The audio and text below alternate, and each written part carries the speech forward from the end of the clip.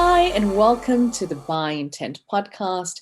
I'm Rakhi Natha, your host, and it's my pleasure to welcome to the podcast today Sergio Yang. Sergio is a classically trained graduate of the Golden Gate Feng Shui School. He is the founder and owner of Luminous Feng Shui.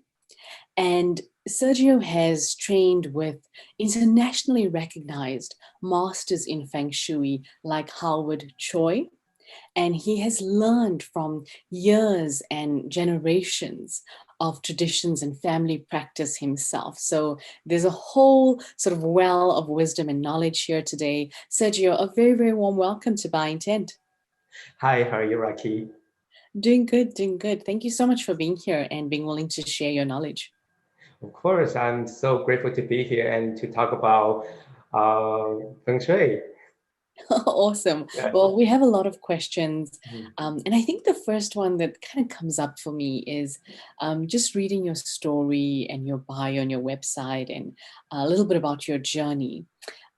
There's so much of connection, depth to the work that you do. It seems very much like it's your calling. And I know that, based on your bio, you worked in food and beverage before in management, and then you transitioned into sort of this is a full-time career, which makes this even more beautiful. And I think my very first question is, what was your journey about? How did you come to know that this was your calling and move into it full-time? It was never my intention to really become a full-time Feng Shui consultant. When I was a little boy, my image of a Feng Shui master, they are this someone who is wise and full of wisdom with gray hair, and I just never thought I could be good enough for it. My journey with Feng Shui started out when I was very little. Well, I can remember we do certain things around the house. We, when we go to outdoor activity, we do certain things as well, all instructed by my grandmother, who is extremely traditional. And with my curiosity and also interest in metaphysics. And I was like, why do we do those? And my grandmother was like, don't ask, just do it. Do it, just do it. But later on, gradually, I just found out that it is Feng Shui. It is Feng Shui that it's not something we just do it once in a while. It's actually something that we do on a daily basis. And Feng Shui is not just about the our living environment. It's also in terms of how we take care of our body, how we treat our environment exteriorly, Mother Earth. So it's a whole combination of everything. Yeah. Yeah. So, and speaking of my life before Feng Shui, yeah, I was doing management and project management in food and beverage, and I used to do project management for this big European corporation. They have like over 200 something location in the States. And I was known as this Feng Shui manager because That's brilliant. each location I go into, and when I set up the office, I would make sure it's Feng Shui. And I would tell the following manager, whoever they gonna occupy the office, hey, don't move the arrangement because it is Feng Shui. And I remember our global CEO came to visit West Coast one time, and then he looked at me like, "Does this really work?" I said, "Yeah, it really, really works." Oh, that's amazing. And that's so incredible. You were kind of sharing your knowledge even at that level and, within the environment. I think that's pretty incredible. I'm pretty sure a lot of companies would would really value having, somebody with that knowledge and kind of expertise on their team. That sounds incredible. And what pushed you then to say, this is what I have to do, even beyond just within the project management, sort of environment? Like, how did you know this was the path? It's so strange, like you said earlier, it's one of those calling that it just happened, that after I got married and I was still doing project management, and then all of a sudden I feel like I need something else. I need to do something that is so, not normal, not usual, okay? And I didn't know what it is. And then for some reason, there's this voice in my brain was like, Feng Shui. And I talked to my mom. I said, well, what do you think about if I go back, to school to study full-time Feng Shui? My mom was like, well, yeah, it's not a bad idea. Go for it. And I discussed this with my husband, and he was like, oh yeah, great idea. You should do it. You should go for it. So that's how I, took a leap of faith. I went back to school. Um, so at the time, I live in LA at the time, and the school was in Oakland. So I would drive to Oakland every 3 weeks to attend the school, weekend-long school, And the school was really intense. It was like, 8 hours a day. Yeah. We had, just like any other, institution. We have homework to do. We have research, and through that, it really opened the door for me to do more studying and research. And that's how I gradually end up, attending classes by Dr. Samsung Choi and Howard Choy as well. And to me, those are the people who really truly inspire me. Dr. Samsung, he really inspired me to become more looking at Feng Shui in the really outside of the box, not in a really constrained way. At the end of the day, it is practical, but how do we approach Feng Shui in a practical way? By the way, Dr. Samsung, he's a NASA scientist. Oh, wow. Yeah, he's a semi-retired NASA scientist that has been studying Feng Shui for over 60 years. Oh, And yeah, and he has PhD in quantum physics. And I remember he told me Feng Shui is not superstition. It's actually much more mathematical than people think. So think like that coming up from a engineer, a scientist point of view, to me, it's really inspiring. Yeah. I think that's amazing. And, things like sacred geometry, the golden ratio, I think there's so much wisdom, ancient wisdom that we kind of just maybe took for granted. And I think now it's almost, it's like a whole new generation of people who are like, no, we're not going to lose that. And bringing that forth, so I think, yeah, that's really incredible, and I'm glad you're doing all this work. And one of the things with Feng Shui is that it's something certainly most people know about, right? Everybody's heard about Feng Shui. It's popular culture has, of course, made it very recognizable. But I think that's something you speak about a lot, is that there's still a lot of myths and misconceptions within that. So what is Feng Shui? What is it, if you had to describe it? And what are some of the biggest misconceptions that the general sort of public have about it? So I think Feng Shui is definitely not superstition. As I keep repeating myself, no, this is not superstition. In a really, like a philosophical way, Feng Shui is a study of space and time. Feng Shui, in Feng Shui principle, everything has expiration date.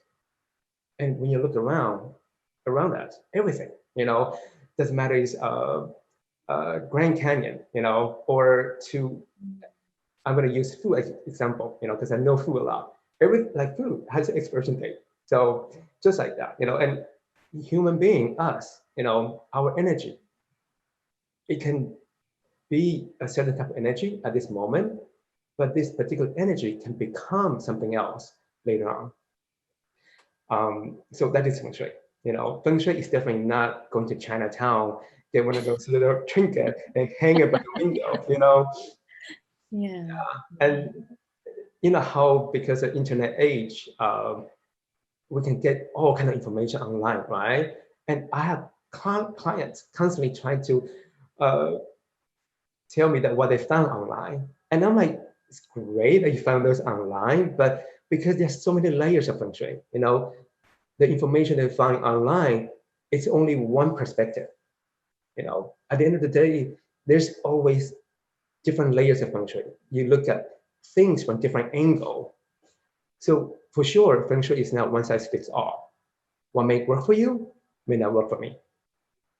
what may work for you now may not work for you in 10 years. It's a transformation, it's something that is always constantly evolving. One of my teachers told me that we would never cross the same bridge twice in our lifetime. Like, what are you talking about? I cross the same bridge all the time, Yeah. And he was like, think about it. Our Earth is constantly rotating. And our solar system is traveling at the outskirts of the Milky Way. Yeah. The Milky Way is traveling on the outskirts of the cosmic, and our universe is expanding. So in the big picture, if you think about it, oh yeah, it's true, because imagine we have do you ever have an ant farm when you're a little kid, or a fish tank? Yeah. So imagine if you have a fish tank, right? So placing a fish tank next to the window, comparing placing your fish tank in a basement, the energy is totally different. Yeah, absolutely. Does the fish know? Perhaps, but the fish is still swimming inside its own space, right? But in a bigger space, the energy is totally different. I get it. I like that. I like the analogy. Yeah. I mean, we don't think about things from that sort of perspective, because I think we're so busy being in the box, in the rules of how we live our daily lives. So again, with ancient wisdom, we don't really tap into philosophy and what before us people have learned. We kind of we just get caught up in the box. Absolutely. Yeah, so that's a great perspective. Yeah. And I do want to point out that in Asia, okay, there's just one type of Feng Shui, which is the classical Feng Shui. Yeah. But apparently in the western part of the hemisphere, in the US, the European, besides the classical Feng Shui, there's also something called Western Feng Shui. It's something that invented in the 80s. They took, people practice it, but it's very different from the classical Feng Shui. It doesn't, I'm not going to talk too much about it because that's not what I do.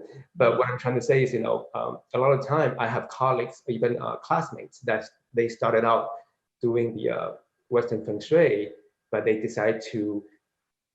realized that the layers, the information they get, is not sufficient. They want to study more. I have a colleague, her name's Natalie, and she told me, oh my God, this is like rabbit hole. Once we find out one more thing, when we understand one more principle, then another whole door opens up, and we are like, what? What is that? Yeah.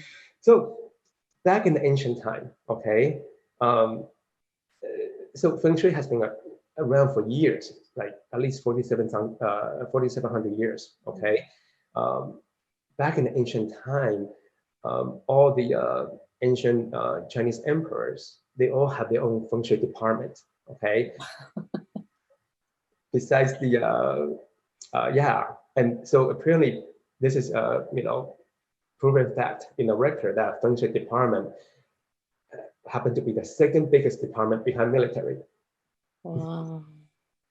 They would recruit mathematicians, astrologers, astronomers, architects, different type of scientists, scholars, philosopher. They'll gather them to really study Feng Shui. Yeah. So it's all about making observation of human interaction within our own environment and how we interact with the changes of nature, the changes season, the change of the cosmic. Remember in December there was the Northern Star conjunction. Yes, the Great Conjunction. Freaking out. Saturn and was it Jupiter, right? Yes. Yeah. So apparently, some Feng Shui master kept record of this 800 years ago, and they said, "Oh yeah, this will happen again 800 years later," which happened last year. Yeah. So, as you know, we are all influenced by in a big way, it doesn't matter, it's big way or small way, we are all influenced by our surrounding, big and small. And that is Feng Shui, and we try to use Feng Shui in a subtle way, okay? Mm. Because in a big environment, we cannot control it because it's unattainable, Yeah. but we can only control our own living environment by meander the energy, by letting energy nourishing our life, by using subtle changes in interior design, in architecture, in images, colors, things like that. Yeah. And so much about what you're speaking about reminds me a lot of what I've been exposed to a little bit just in kind of the Indian traditions, right, and the Vedic traditions.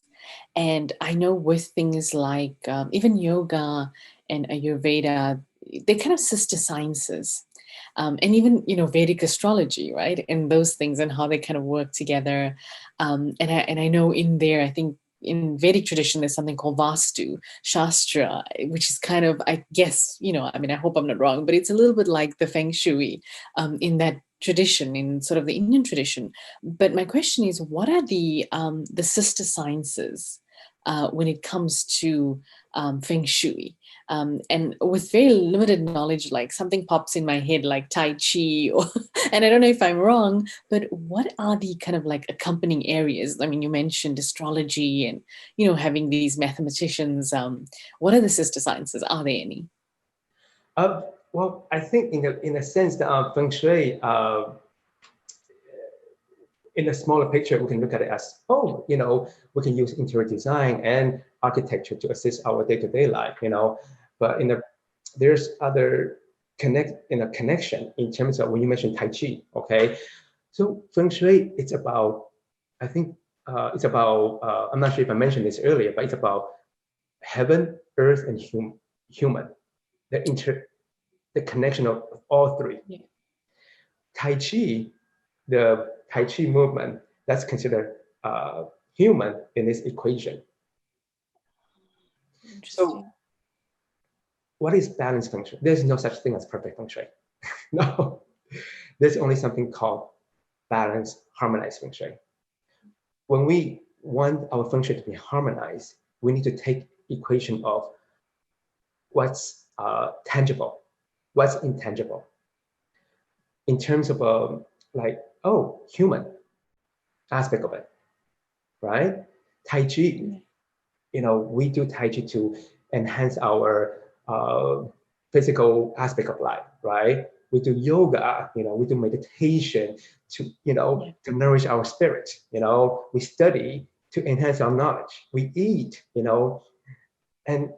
our mood, that's intangible. We want to make sure our mood is happy, So when I tell my clients or even friends and family, I always tell them, hey, our living environment is not a museum.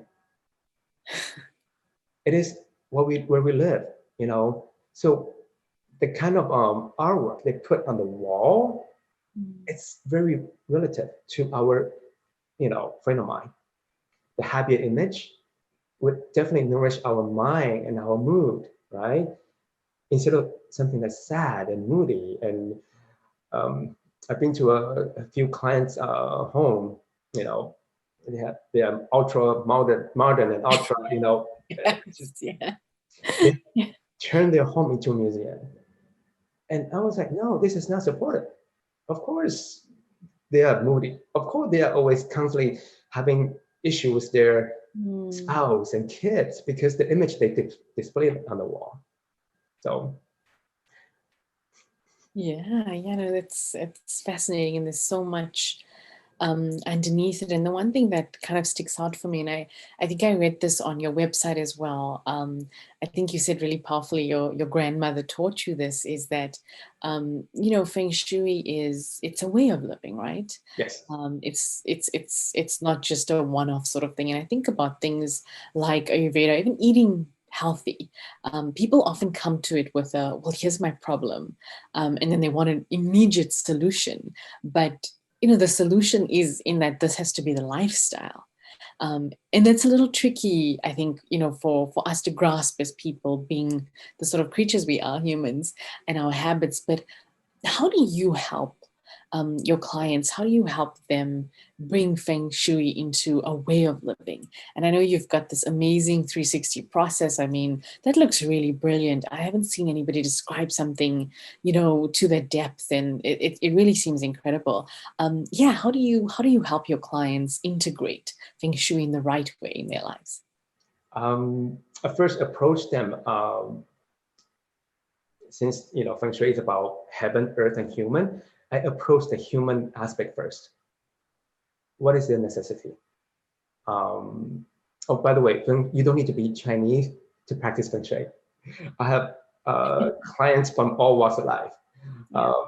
Yeah, and you mentioned a lot of ancient Indian traditional culture, and that's something I do want to point out.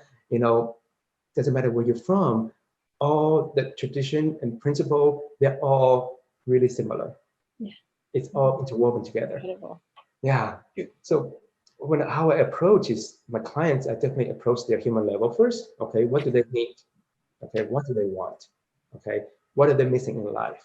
Okay, they want money, but I'm like, so you want money, but you have no health.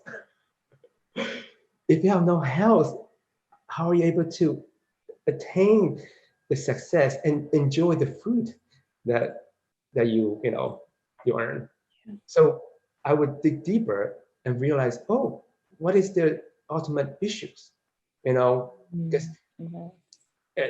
I hate to say that a lot of time when people reach out to me, they're either facing some kind of a crossroads, or they're facing some type of a obstacle they cannot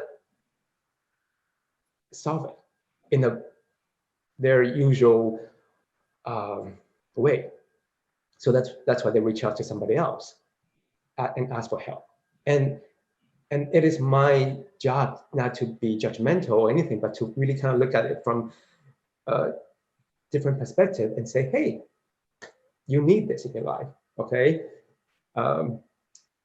They want to have good marriage, then, work less and spend more time at home with kids, But how are we going to make this happen? So we are going to try to modify their living environment, this small scale first, okay?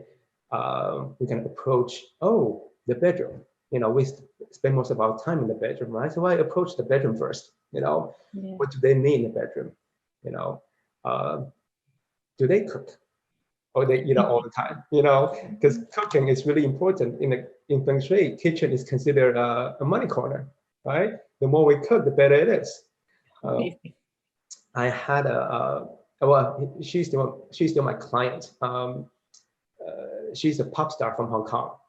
Wow. I went to her home, and she would try to resurrect her career. And I was like, your plumbing's not working, right? What does it say when plumbing is not working? The core of her house is leaking out all the energy that is supporting her. And I told her, hey, it's not about what type of trinket that she hang to make more money. It's not about the lucky cat that she has in front of her door. It's about her plumbing system is not working. It's leaking. Then she needs to get somebody fixed. And energetically, that broken plumbing system is draining all her energy, her money. She's not having inspiration to write songs. She's not, having motivation to come up with new albums, things like that, And obviously, I was also looking to her natal chart, astrology, and see where she's at in her life, what type of cycle she's going through. Yeah. Oh, that's so incredible. And that's good to hear. I love cooking.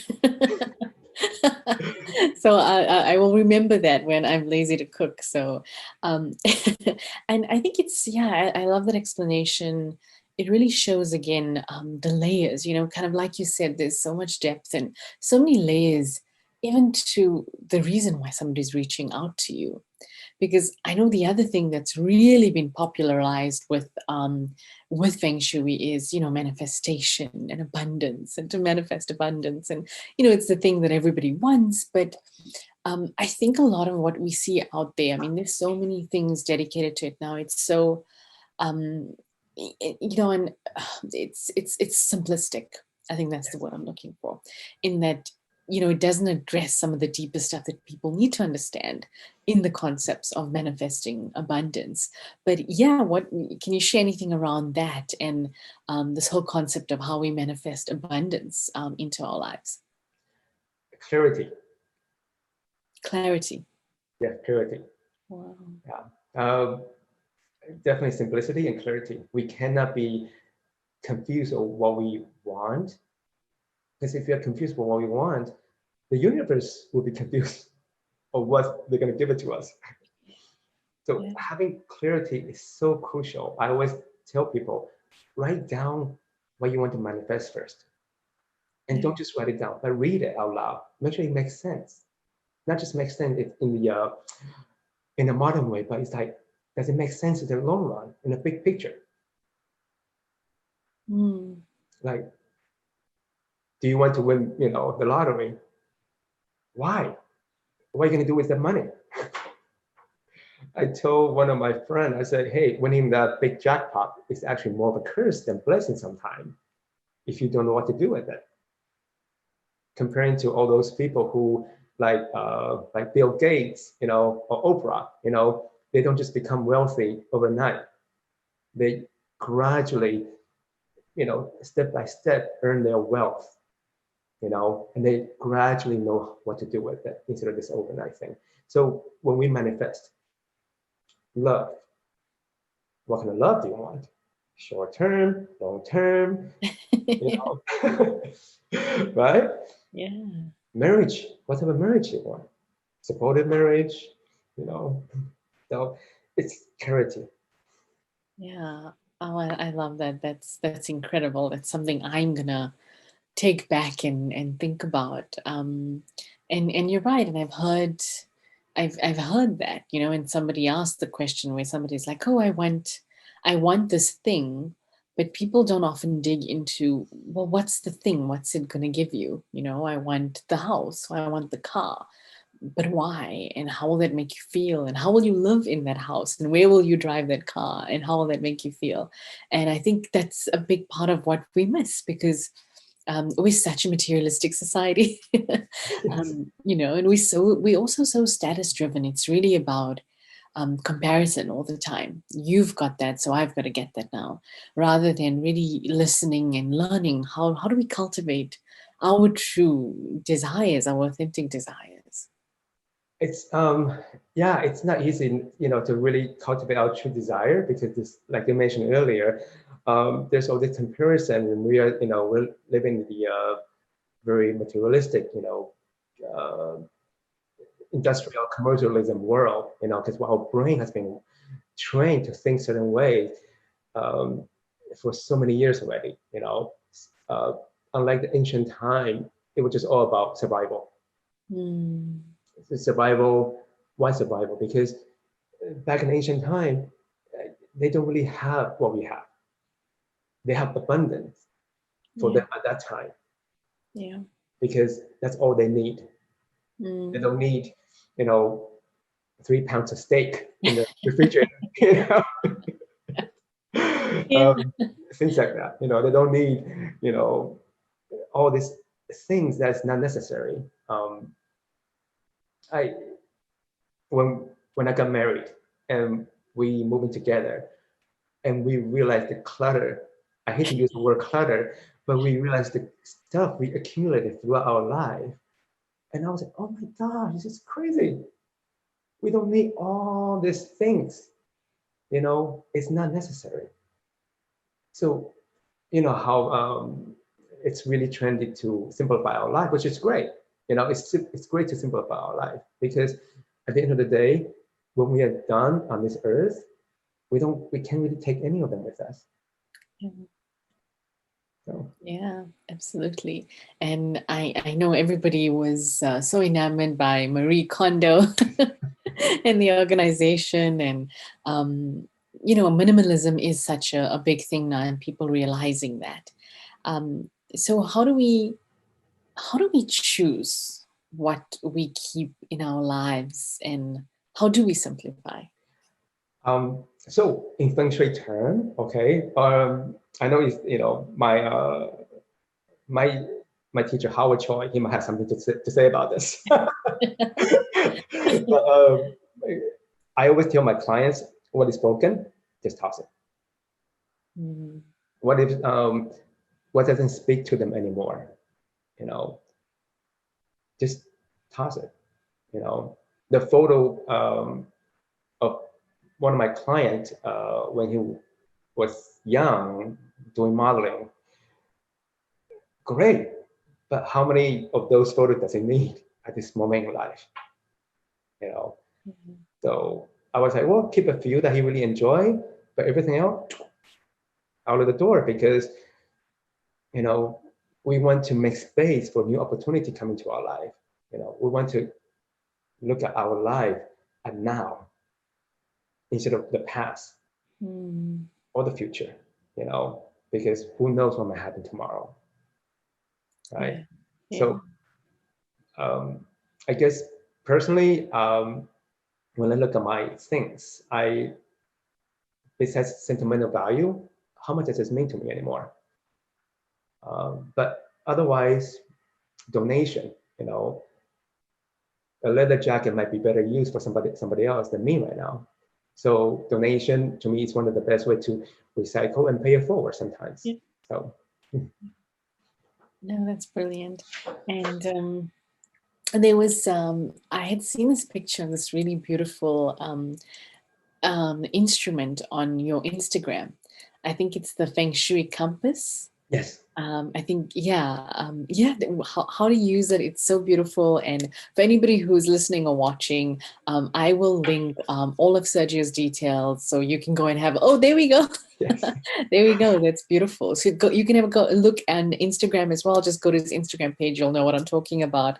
But yeah, I think everybody who's watching, you've just got a chance to see that. Yeah, tell us about that. It's so beautiful. So there are different models of this is called Luopan or Lopan. Okay. Okay. Uh, there are different models of this type of compass. Okay. Um, I'm not sure if you can see the different type of rings inside. Yeah, getting a Okay. bit of a, yeah. Yeah, there are different type of rings inside. And they are all for different purpose. Um, I don't think we have time to go into each ring to talk about the purpose of it. The biggest Lopan with a complete all the rings is like this big. Wow. Yeah, but mine's more like the because Feng Shui are actually originally from by looking for burial sites for our ancestors back in the Oh, ancient time, long, long time ago, mm, like 5,000 years ago, and they actually have record for this. They have record for this. The our the Chinese ancestors, their ancient emperors, were looking for the burial site because they believe once their ancestors buried in the auspicious lot, they will harness the energy into their descendants. mm. Back in the ancient time, it's all about this, the descendants, the having Yeah. kids, so we can pass on our names, right? So that was Yeah. one of the biggest thing they want. So that's Mm. how Feng Shui started it, really, and this is how the Luopan was invented. It wasn't invented to look for direction. That was much later. Yeah. But it was originally looking for direction. What is auspicious based on what they study, and to the relation of Big Dipper.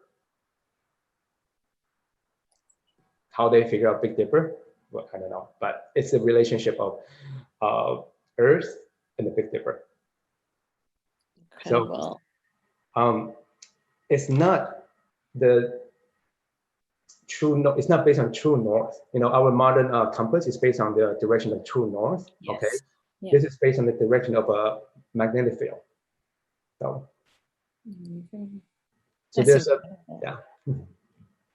Yeah, it's so interesting to just discover and learn all of this, which is why I was just so glad, we could speak to you today. And I know you mentioned this early on that, once there's no one solution for everybody, and you are evolving as well, right? As an individual, which means what's right for you might change as well. But on a very general scale, if at all possible, what would you say are some of the absolute kind of no's in Feng Shui, and maybe some just general sort of, good pieces of advice when it comes to Feng Shui principles? Practicality. Yeah. Practicality is really one of the key things. People. This is why I tell people that when they do research online, okay, and they get all this different advice from different websites for what to do, what not to do, okay, and then they would do certain things facing certain directions. But at the end of the day, when they do those, they forget about practicality. They move their bed around. Yeah. So to me, practicality comes first, and that's human human aspect in feng shui. Mm. And then we definitely look at uh, the floor plan. When we let's say you want to buy a new house, okay, you want to get a new place, doesn't matter if it's house or apartment, make sure the surrounding, there's no harsh looking structure, because that structure may create harmful energy to your own living environment. Um, for example, client live next to power plants.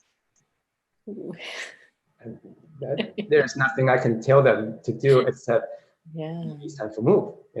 So Yeah. yeah. So some of the basic feng shui is to me is if it's practical for sure. And then if it's practical, then we can look past that. Mm. How is the architect, how is the design serve the purpose in your life? For sure. In the modern design, everything's open, right? Mhm. Um, and then we have to look at the yin and yang aspect of this, right? Yin and yang is about having a balance in life. When Yeah. everything's Yeah. open, we are not able to contain energy that we receive from outside. So we want to make sure that it's great to be open, but make sure not too open. Make sure there's a bit of a layer so the energy can meander throughout the house. Oh, that's amazing. Wow. Yeah. Thank you. That's so that's so useful to know, because we of course love the modern aesthetic as well, and you love the open plan, and you don't think about those things. So I mean, I didn't even think of that from a Feng Shui perspective. So that's so interesting, to look at things with that lens and that perspective. Um, and I know we're getting close up on time, but one of the other things that I was thinking about when I was thinking about Feng Shui is, it's just kind of funny how over the years and the decades, different things, from I think Feng Shui, and related, become popular. Like I remember in the 80s, it's been having like Buddhas and golden Buddhas, and the laughing Buddha. And then I think in the 90s it was the water fountains. And I think in recent years, it's been more about, like bringing plants into the home and green, and balancing, just with us knowing how important nature is. And, I think in interior design, calling it sort of biophilia or biomimicry. And those have become such big concepts. And I think a little bit of that, but considering everything we as, gosh, a globe, as a world, have been through in 2020, and it kind of feels like we have just a different place in the world now, like we've just been through this incredible thing, we're still going through it. Yeah, what do you think is going to come out of that as like the next trend, maybe for the next decade? I, I think for sure people are definitely getting because of the information we can get from internet. Um, People are getting savvier of what Feng Shui is. I remember 30 years ago, people thought acupuncture was superstition. Remember that? Yeah, yeah, And now, it's covered by health insurance. So, yeah, exactly. so to me, I think, I want to bring this story into I attended my one of my seminar recently with my teacher, Howard Choy. And one of the attendee, he's this, Feng Shui practitioner over like 30 years of experience. And he was talking about how, he liked to incorporate science into Feng Shui. And then sometime, it cannot be proven, blah, blah, blah, blah. And I didn't say it to him, but in my brain, I was thinking to myself, our science is not that advanced to prove everything yet. That only takes time for us to know what can be proven. So to me, Feng Shui is one of those things that gradually people will have better understanding what Feng Shui is, for sure, gradually. And it's not just for, Asian people to practice, it's really for everybody, anybody, and then keep in mind, if anyone encounter a Feng Shui master or consultant that they promise them everything, run. Run. It's not about perfection. It's about what is harmonized at a certain point in life. It is about what is balanced in a certain point in life. Yeah, I love that. That's, yeah, I think that applies to everything in life. Anybody gives you the shortcut, yeah, you definitely want to ask questions, Absolutely. And I love it being about harmony, because I think that's what balance and harmony is what we need to cultivate more of in every sense, even in the external world right now. We certainly need more of that. So I really like that. I had one last question, but before I do jump to that, is there anything else you want to share, or just anything we haven't covered, anything you want to talk about? Um, there's so many things I want to talk about, but it's going to be another 8-hour subject, I want to talk about, um, what qi is, what is yin and yang, what is the five, Yeah. faces, because all this is all part of Feng Shui. But I think one of the suggestions I can give to the listeners or the viewers is definitely, um, we all have something called belly Feng Shui. What is belly Feng Shui? It's our instinct. If your instinct speak to you that it works for you, then it's may not be that bad, Yeah. But if you question about certain environment, then may not be so good. So Wow. That's so interesting. Yeah, yeah. My husband and I are we very much like that. Like, even just us getting our apartment, we saw a lot first, and then we can't exactly explain it, but we both kind of know we resonate with a certain kind of energy. And so we have to feel that before we can be in a space. Or so, wow, it's good to know that there's something like that as well. yes, definitely. Wow, very cool. I like that. Belly Feng Shui. Yes, that's from my teacher Liu Ming's phrase, belly Feng Shui. I love that. No, that's really cool. That's really cool. Hey, maybe that'll be the thing of the next decade. Maybe that'll become it. Yeah, thank you. Sergio, thank you so much for being here. And like you said, I think even just in our discussion today, you can see how much there is to talk about. And, it's like we haven't even opened the lid, you know. So I know there's so much to this topic, but I hope it gets people past at least the myths and the misconceptions, or understanding just how deep all of this is, and how interlinked it is to some of the other traditions and knowledge and wisdom. And so I think certainly, that has definitely come across. So just so appreciative of that. The last question that I have, or the one thing I wanted to end on, today was really something beautiful that it was in the information you sent to me. And, it was, I think, a quote, or your grandmother used to say this to you as well. And it was that, we are not the hosts, we are the guests. And that was so beautiful. So if you could just share what that means for you and how you believe we can kind of embody that in how we live.